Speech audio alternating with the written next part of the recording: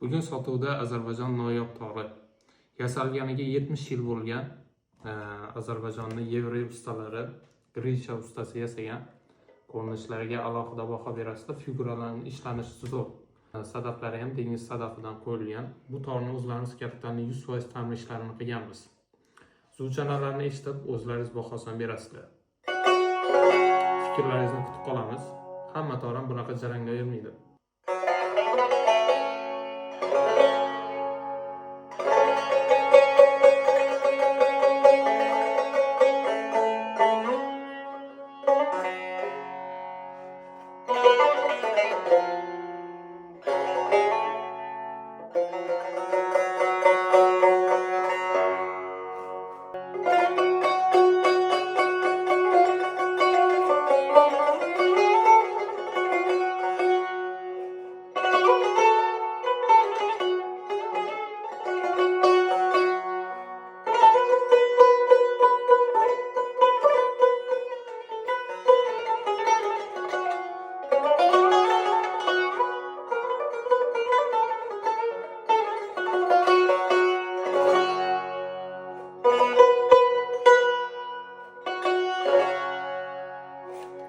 Torni jarangini eshitib o'zlaringiz baho berasizlar. Endi mana xorazmcha, o'zbekcha narsalarni ham chalib ko'rsatamiz.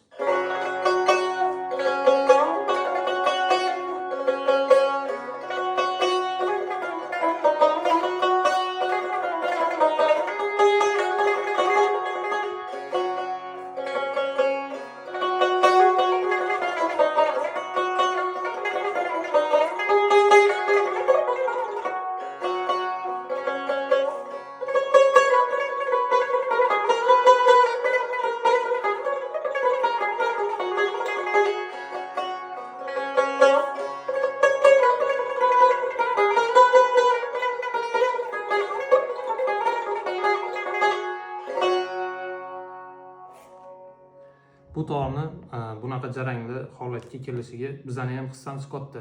Ko'pincha Ozarbayjon tog'lari zo'r deymiz. Haqiqatdan nimaga desa, Ozarbayjon tog'ni vatani. O'zbekistondagi ustalar ham Ozarbayjon ustalaridan ko'rib o'rganishgan. Men shuncha ham ularni hurmat qilaman. Tog'ni chalish bo'yicha ham, usta yasash bo'yicha ham Ozarbayjon O'zbekistondan ancha oldinda. Shuni to'g'ri tushuninglar. O'zbekistondagi ustalar ko'pchilik xafa bo'lishadi. Mana 70 yil oldin yasalgan tog'ni figuratsiyani ishlanishiga baho beringlar. Bu qo'l mehnatida ishlangan. Hozir masalan texnologiya rivojlangan. Ko'pchilik ishlar stanokda ishlanadi. Masalan, bunaqa tog'lar mana oldimga ta'mirga keladi. Men o'zim mazza qilib ishlayman. Nimaga desa, yaxshi instrument bo'lsa mehr beraman.